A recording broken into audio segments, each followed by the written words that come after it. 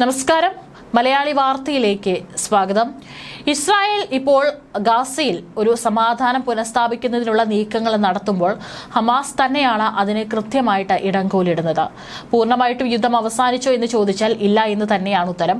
പക്ഷേ ഇപ്പോൾ ഇസ്രായേലിൽ നിന്ന് പുറത്തുവരുന്ന അന്താരാഷ്ട്ര മാധ്യമങ്ങളടക്കം റിപ്പോർട്ട് ചെയ്തത് വീണ്ടും ഒരു ഒക്ടോബർ 7 ഇസ്രായേൽ ആവർത്തിക്കാനുള്ള സാധ്യതയുണ്ട് എന്നാണ്. അതായത് ഈ പറയുന്ന ഹിസ്ബുള്ളയും ഹമാസിനെയും ഹൂത്തികളെയും അടിച്ചമർത്തിയാലും വീണ്ടും ഇസ്രായേലിനെതിരെ ഒരു വലിയ ഭീഷണി അല്ലെങ്കിൽ ഒരു വലിയ യുദ്ധത്തിനുള്ള പോർമുലകൾ തയ്യാറാക്കുകയാണ് ചില സംഘടനകൾ എന്നാണ് പുറത്തുവരുന്ന റിപ്പോർട്ടുകൾ. അതിനനുസരിച്ചിട്ടുള്ള നീക്കങ്ങളും ഇസ്രായേൽ നടത്തുന്നുണ്ട്. മൊസാദും IDFും കനത്ത ജാഗ്രതയിലാണ്. ഇപ്പോഴും പൂർണ്ണമായിട്ടും എല്ലാ ആക്രമണവും അവിടെ അവസാനിച്ച് സമാധാനം പുലർന്നോ എന്ന് ചോദിച്ചാൽ അതേ ഒന്നും ഉത്തരം പറയാൻ സാധിക്കില്ല. ഏതായാലും ഇപ്പോൾ വരുന്ന റിപ്പോർട്ടുകൾ പ്രകാരം ഒക്ടോബർ 7 സമാനമായ മറ്റൊരു ഭീകരാക്രമണ ഭീഷണി ഇസ്രായേൽ നേരിടുന്നു എന്നാണ് റിപ്പോർട്ടുകൾ. അതിന്റെ തൽഫലമായി ഇസ്രായേൽ പ്രതിരോധ സേനയും രഹസ്യാന്വേഷണ ഏജൻസിയായ മൊസാദും അതീവ ജാഗ്രതയിലാണ്. ഇറാഖിലെ ഇറാൻ പിന്തുണയുള്ള സായുധ സംഘങ്ങളിൽ നിന്ന് ഇസ്രായേലിന് വർദ്ധിച്ചു വരുന്ന ഭീഷണിയെ നേരിടാൻ IDFും മൊസാദും തയ്യാറെടുക്കുകയാണെന്നാണ് ഇസ്രായേൽ സൈന്യത്തിന്റെ നോർത്തേൺ കമാൻഡിലെ വൃത്തങ്ങൾ റിപ്പോർട്ട് ചെയ്യപ്പെടുന്നത്. ഇറാഖിലെ തങ്ങളുടെ സായുധ സംഘങ്ങളെ ശക്തിപ്പെടുത്തുന്നതിനായി ഇറാൻ നിലവിൽ ഗണ്യമായ വിഭവങ്ങൾ ചിലവഴിക്കുന്നുണ്ടെന്നും അവസരം ലഭിച്ചാൽ ഇസ്രായേലിനെതിരെ കരവ്യോമ ആക്രമണങ്ങൾ നടത്താൻ അവരെ പ്രാപ്തരാക്കുന്നുണ്ടെന്നും റിപ്പോർട്ടുകൾ സൂചിപ്പിക്കുന്നു. ഇറാനിലെ ഇസ്ലാമിക് റവല്യൂഷണറി ഗാർഡ് കോപ്സ് ഖുദ്സ് ഫോഴ്സിന്റെ അതായത് IRGC QF കമാൻഡറായ ഇസ്മയിൽ ഖാനി അടുത്തിടെ ഇറാഖ് സന്ദർശിച്ച് മുതിർന്ന മിലിഷ്യ നേതാക്കളുമായി കൂടിക്കാഴ്ച നടത്തിയതായി റിപ്പോർട്ടുകൾ പുറത്തു വന്നിട്ടുണ്ട്. ഇറാഖി പ്രദേശത്ത് നിന്ന് വിക്ഷേപിച്ച മിസൈലുകളും ഡ്രോണുകളുമായിരിക്കും പ്രധാന ആക്രമണ രീതി.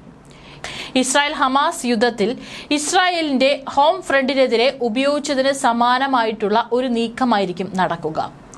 ഇറാഖിൽ നിന്ന് ആരംഭിച്ച് സിറിയ വഴി വ്യാപിച്ച് ഇസ്രായേൽ ജോർദാൻ അതിർത്തി വരെ എത്തുന്ന ഒരു കര ആക്രമണമാകാം മറ്റൊരു ഓപ്ഷൻ.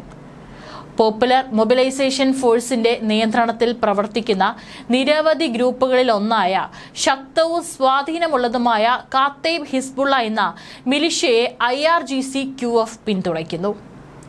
രാഷ്ട്രീയ സ്വാധീനവും ദീർഘദൂര ഡ്രോണുകൾ ഉൾപ്പെടെയുള്ള വിപുലമായ ആയുധ ശേഖരവും കാരണം കതൈബ് ഹിസ്ബുള്ള ഈ മിലിഷ്യകളിൽ ഏറ്റവും പ്രമുഖമായി കണക്കാക്കപ്പെടുന്നു. മുൻകാലങ്ങളിൽ ഈ മേഖലയിലെ US സേനയെ അവർ ലക്ഷ്യമിട്ടിരുന്നു. ഇറാഖിൽ നിന്ന് സിറിയയിലേക്കുള്ള പ്രധാന കള്ളക്കടത്ത് പാതകളും ഈ സംഘം നിയന്ത്രിക്കുന്നു. കണക്കുകൾ പ്രകാരം അവരുടെ പോരാളികൾ ആയുധക്കടത്തിലും പങ്കാളികളാണ്. ഇറാഖി അതിർത്തിയിലെ സൈനിക കേന്ദ്രങ്ങൾ ഇസ്രായേൽ വ്യോമസേന മുൻപ് ആക്രമിച്ചിട്ടുണ്ട്. ഓപ്പറേഷൻ റൈസിംഗ് ലയൺ സമയത്ത് ഇറാനിയൻ ധനസഹായത്തോടെ ഇറാഖിലെ സൈനിക കേന്ദ്രങ്ങളെ സേവിക്കുന്ന ഇറാഖി അതിർത്തിയിലെ ഇറാനിയൻ സൈനിക താവളങ്ങൾ ഇസ്രായേൽ വ്യോമസേന ആക്രമിച്ചിരുന്നു. ഏതായാലും ഇനിയും ഒക്ടോബർ 7 പോലെ ഒരു നീക്കം ഒരുപക്ഷെ ഇസ്രായേലിനെ കേന്ദ്രീകരിച്ചുകൊണ്ടുണ്ടാകാനുള്ള എല്ലാ സാധ്യതയുമുണ്ട്. ഇപ്പോഴും ഹമാസിനെയും ഹിസ്ബുള്ളയും ഹൂത്തികളെയും അടിച്ചമർത്തിയാലും പുതിയ പുതിയ സംഘടനകൾ ഇസ്രായേലിനെതിരെ ആയുധമുയർത്തും. ഒക്ടോബർ 7 പോലൊരു സമാനമായിട്ടുള്ള ഭീകരാക്രമണം ഇസ്രായേലിലേക്ക് ഉണ്ടാകും എന്നുള്ള ഇന്റലിജൻസ് വൃത്തങ്ങളുടെ അടിസ്ഥാനത്തിലാണ് ഇപ്പോൾ IDFും മൊസാദും അതിനുള്ള ഒരു അതീവ ജാഗ്രതയിലുള്ള നീക്കങ്ങൾ സ്വന്തം രാജ്യത്ത് നടത്തുന്നത്. ഒരുപക്ഷെ ഇനിയും അത്തരത്തിലൊരു നീക്കമുണ്ടായി കഴിഞ്ഞാൽ അത് വലിയൊരു യുദ്ധത്തിൽ തന്നെയായിരിക്കും കലാശിക്കുക എന്നുള്ള കാര്യത്തിൽ യാതൊരു സംശയവും വേണ്ട. അതേസമയം തന്നെ മറ്റൊരു നീക്കം കൂടി നടന്നിരിക്കുന്നു.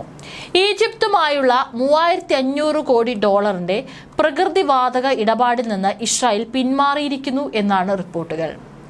ഇടപാടുമായി മുൻപോട്ട് പോകാൻ ഇസ്രായേലിന് മേൽ സമ്മർദ്ദം ചെലുത്തുന്നതിന്റെ ഭാഗമായി US ഊർജ്ജ സെക്രട്ടറി ക്രിസ് റൈറ്റ് ഇസ്രായേൽ സന്ദർശനം റദ്ദാക്കി. ന്യായമായ വില ലഭിക്കാതെയും ഇസ്രായേലി താൽപര്യം സംരക്ഷിക്കാതെയും കരാറുമായി മുൻപോട്ട് പോകാൻ കഴിയില്ലെന്നും ഇസ്രായേലി ഊർജ്ജ മന്ത്രി എലി കോഹൻ പറഞ്ഞു. ഇസ്രായേലിലെ ലുവൈത്തൻ ഗ്യാസ് ഫീൽഡിൽ നിന്ന് ഈജിപ്തിലേക്ക് പ്രകൃതിവാതകം കയറ്റി അയക്കാനായിരുന്നു നീക്കം. നടപ്പാവുകയാണെങ്കിൽ ഇസ്രായേലിന്റെ ചരിത്രത്തിലെ ഏറ്റവും വലിയ പ്രകൃതിവാതക കയറ്റുമതിയാകുമായിരുന്നു ഇത്. ഇസ്രായേൽ നിർബന്ധിത സൈനിക സേവനത്തിനെതിരെയും വൻ പ്രതിഷേധവുമായി അതീവ യാഥാസ്ഥിതിക ജൂത വിഭാഗമായ ഹരേദികളും തെരുവിലിറങ്ങി പ്രതിഷേധം നടത്തുകയാണ്. ദശലക്ഷം പേരുടെ പ്രതിഷേധം എന്ന പേരിൽ നടന്ന പരിപാടി സംഘർഷത്തിലും ഒരു യുവാവിന്റെ മരണത്തിലും കലാശിച്ചിരിക്കുകയാണ്. വ്യാഴാഴ്ച ഉച്ചയ്ക്കാണ് ജെറുസലേമിന്റെ പ്രവേശന കവാടം തടസ്സപ്പെടുത്തിക്കൊണ്ട് 2 ലക്ഷത്തിലേറെ ഹരേദികളാണ് പ്രതിഷേധത്തിൽ അണിനിരന്നത്. പ്രകടനം കാണാൻ ബഹുനില കെട്ടിടത്തിൽ കയറി നിന്ന യുവാവ് ദുരൂഹ സാഹചര്യത്തിൽ വീണു മരിച്ചു. മെനാഹിം മെന്റൽ ലിറ്റ്സ്മാൻ എന്ന 20-കാരനാണ് മരിച്ചത്. ഇയാളുടെ മരണം ആത്മഹത്യയാണോ എന്ന സംശയത്തിൽ പോലീസ് അന്വേഷണം ആരംഭിച്ചിട്ടുണ്ട്. നഗരമധ്യത്തിലെ പണി തീരാത്ത കെട്ടിടത്തിൽ നിന്നാണ് യുവാവ് വീണത്. മരണവാർത്ത പരന്നതോടെ സംഘാടകർ പ്രതിഷേധം അവസാനിപ്പിച്ചതായി പ്രഖ്യാപിക്കുകയും സുരക്ഷിതമായി പിരിഞ്ഞു പോകാൻ പങ്കെടുത്തവരോട് ആവശ്യപ്പെടുകയും ചെയ്തു. പരിപാടി അവസാനിച്ചതിന് പിന്നാലെ പ്രതിഷേധക്കാർ മാധ്യമപ്രവർത്തകരെ ആക്രമിക്കുകയും പോലീസുമായി ഏറ്റുമുട്ടുകയും ചെയ്തു. പ്രാർത്ഥനാ റാലി എന്ന നിലയിലാണ് പ്രതിഷേധം പ്രഖ്യാപിച്ചതെങ്കിലും ഏകദേശം 2 ലക്ഷം പേരടങ്ങുന്ന ജനക്കൂട്ടത്തിൽ ചിലർ അക്രമാസക്തരായി. ചിലർ വനിതാ മാധ്യമ പ്രവർത്തകർക്ക് നേരെ തത്സമയ സംപ്രേഷണത്തിനിടെ വെള്ളക്കുപ്പികളും മറ്റു വസ്തുക്കളും എറിയുകയും വഴിയാത്രക്കാരെ ഉപദ്രവിക്കുകയും ചെയ്തു. Police സംരക്ഷണത്തോടെയാണ് reporting തുടർന്നത്. സമരക്കാരെ പിരിച്ചുവിടാൻ ബലം പ്രയോഗിച്ചത് പലയിടത്തും പോലീസുമായി ഏറ്റുമുട്ടലിലും കലാശിച്ചു. പ്രതിഷേധം അവസാനിച്ചതായി പ്രഖ്യാപിച്ചിട്ടും 100 കണക്കിന് യുവാക്കൾ നഗരത്തിൽ പോലീസ് ഉദ്യോഗസ്ഥരുമായി ഏറ്റുമുട്ടി. ലിറ്റ്സ്മാൻ വീണ മരിച്ച സ്ഥലത്തേക്ക് പ്രവേശിക്കാൻ ശ്രമിച്ച പ്രതിഷേധക്കാർക്കെതിരെ പോലീസ് നടപടിയെടുത്തു. അതേസമയം വെടിനിർത്തൽ കരാർ ലംഘിച്ച് ഗാസയിൽ ഇസ്രായേലി സൈനികനെ ഹമാസ് ആക്രമിച്ച് കൊലപ്പെടുത്തിയ ഹമാസ് നടപടി അവർക്ക് തന്നെ തിരിച്ചടിയാകുന്നു എന്നുള്ള സൂചനകൾ കൂടിയാണ് പുറത്തുവരുന്നത്. ഹമാസിനെ പിന്തുണച്ചുകൊണ്ടിരുന്ന ഖത്തറും അവരെ കൈവിടുന്ന അവസ്ഥയിലെത്തി. ഇസ്രായേൽ സൈനികനെ ആക്രമിച്ച് കൊലപ്പെടുത്തിയതിൽ ഇപ്പോൾ അവർ കടുത്ത അതൃപ്തി രേഖപ്പെടുത്തി ഖത്തർ രംഗത്ത് വന്നതോടെ ആഗോള പിന്തുണ ഹമാസിന് നഷ്ടമാകുന്നു എന്ന് വ്യക്തമായി. US മധ്യസ്ഥതയിലുള്ള വെടിനിർത്തൽ ഹമാസ് ലംഘിച്ചുവെന്ന് ഖത്തർ പ്രധാനമന്ത്രി ഷെയ്ഖ് മുഹമ്മദ് ബിൻ അബ്ദുറഹ്മാൻ അൽത്താനിയും പറഞ്ഞു. ഇസ്രായേൽ ഹമാസ് ചർച്ചകളിൽ മധ്യസ്ഥത വഹിക്കുന്ന ഖത്തറിന്റെ കൂടി പ്രേരണയിലാണ് ഇരു രാജ്യങ്ങളും സമാധാന കരാറിൽ ഒപ്പുവെച്ചിരുന്നത്. നടന്നത് ലംഘനമാണ്. തങ്ങളുടെ ഒരു സൈനികർ കൊല്ലപ്പെട്ടതിനു ശേഷം ഇസ്രായേൽ പ്രതികരിക്കുമെന്നും മധ്യസ്ഥർ പ്രതീക്ഷിച്ചിരുന്നു. ഇസ്രായേൽ സൈനികർക്കെതിരായ ആക്രമണം അടിസ്ഥാനപരമായി പലസ്തീൻ പക്ഷത്തു നിന്നുള്ള ലംഘനമാണ്. ആക്രമണം നടത്തിയ ഗ്രൂപ്പുമായി തങ്ങൾക്ക് ആശയവിനിമയമില്ലെന്ന് ഹമാസ് പ്രസ്താവന ഇറക്കിയിട്ടുണ്ട്. അത് ശരിയാണോ എന്ന് ഞങ്ങൾക്കറിയില്ല, അദ്ദേഹം പറഞ്ഞു. ആരെന്ത് ചെയ്തു എന്നത് ഞങ്ങൾക്ക് പ്രശ്നമല്ല. ഞങ്ങളെ സംബന്ധിച്ചിടത്തോളം പ്രധാനം കരാർ തകരില്ലെന്ന് ഉറപ്പാക്കുക എന്നതാണ്.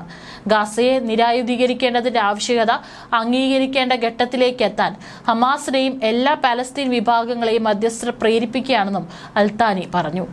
നിരായുധീകരണത്തിലൂടെയും പ്രവർത്തനരഹിതമാക്കലിലൂടെയും കടന്നുപോകുന്നത് സങ്കീർണമായ പ്രക്രിയയായിരിക്കും, പക്ഷേ ഇത് കരാറിന്റെ ഭാഗമാണ്. ട്രംപിന്റെ പദ്ധതിയെ പരാമർശിച്ച് അദ്ദേഹം പറഞ്ഞു. കഴിഞ്ഞ ചൊവ്വാഴ്ചയാണ് റഫേലെ ജനീന പരിസരത്ത് ഒരു സംഘം ഹമാസ് സൈനികർ ഇസ്രായേലി സൈനികർക്ക് നേരെ വെടിവയ്പ് നടത്തിയത്. വെടിവയ്പിൽ ഒരു സൈനികർ കൊല്ലപ്പെട്ടിരുന്നു.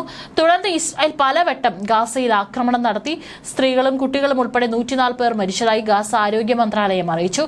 ഇതിനുശേഷമാണ് വെടിനിർത്തൽ പാലിക്കുന്നത് പുനരാരംഭിക്കുമെന്ന് ഇസ്രായേൽ പ്രഖ്യാപിച്ചത്.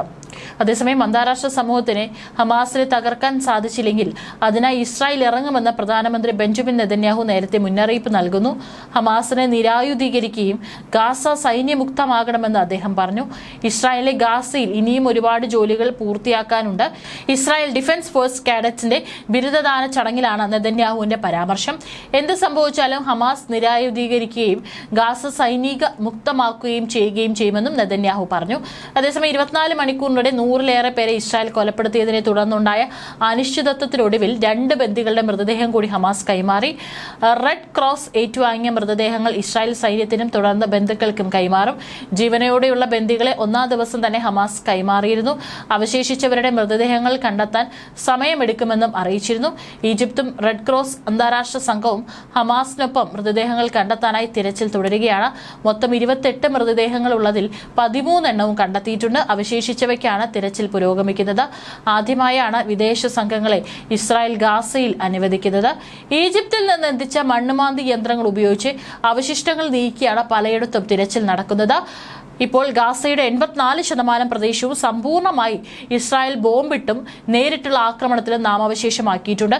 മൃതദേഹങ്ങൾ കെട്ടിടാവശിഷ്ടങ്ങൾക്കിടയിലായതാണ് വെല്ലുവിളിയാകുന്നതെന്നാണ് ഹമാസ് വിശദീകരണം.